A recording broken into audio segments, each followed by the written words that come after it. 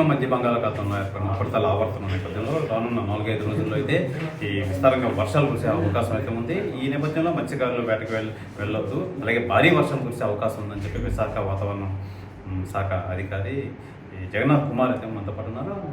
జగన్నాథ్ కుమార్ గారిని అడిగి తెలుసుకుందాం. సార్, రానున్న రోజుల్లో ఈ ఉపరితల ఆవర్తన నేపథ్యంలో ఏ విధంగా ఉండబోతుంది?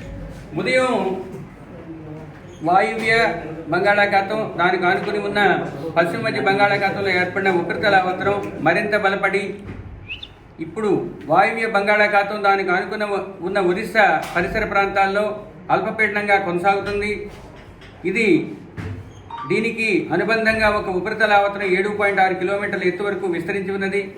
ఇది రాబోయే 48 గంటల్లో ఉత్తర దిశలో పయనించి మరింత బలపడే అవకాశం ఉన్నది.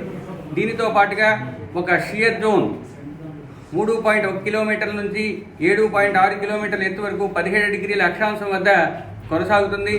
ఇది కూడా 3.1 నుంచి 7.6 కిలోమీటర్ల ఎత్తు వరకు ఉండి దక్షిణ దిశకు వంగి ఉన్నది.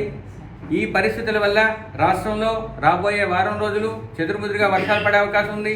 ముఖ్యంగా ఉత్తర దక్షిణ కోస్తా జిల్లాల్లో రాబోయే 5 రోజులు కూడా కొన్ని ప్రాంతాల్లో తేలికపాటి నుంచి మోస్తరు వర్షపాతం, తదుపరి 2 రోజులు 1-2 చోట్లకు పరిమితమయ్యే అవకాశం ఉంది. రాబోయే 5 రోజులు కూడా ఉత్తర దక్షిణ కోస్తా జిల్లాల్లో కొన్ని చోట్ల ఉరుములు మెరుపులతో కూడిన వర్షపాతం నమోదయ్యే అవకాశం ఉంది.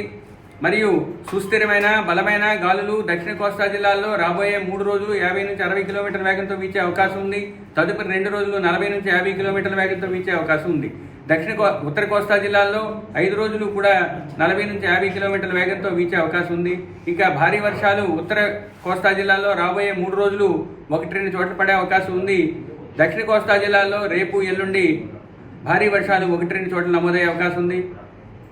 నిర్దిష్టంగా ఉత్తర కోస్తా జిల్లాలైన పార్వతీపురం, మన్యం, అల్లూరి సీతారామరాజు, ఏలూరు జిల్లాల్లో రాబోయే 24 గంటల్లో 1-2 చోట్ల భారీ వర్షపాతం నమోదయ్యే అవకాశం ఉంది. ఇక నైరుతి ఋతుపవనాలు తమ యొక్క పురోగమనాన్ని నిన్న చెప్పుకున్నట్లుగానే ఉత్తరావధి బొంబాయి, పూణే, షోలాపూర్, కాలాబుర్గి, మహబూబ్నగర్, కావలి మరియు అగర్తల, గోల్పాడ మీదుగా కొనసాగడం వల్ల నైరుతి ఋతుపవనాల యొక్క పురోగమనం అంతవరకు జరిగిందని తెలియజేయడం అయింది. ఈ నైరుతి ఋతుపవనాలు రాబోయే 2-3 రోజుల్లో రాష్ట్రంలోని మిగతా ప్రాంతాలను విస్తరించే అవకాశం ఉన్నది.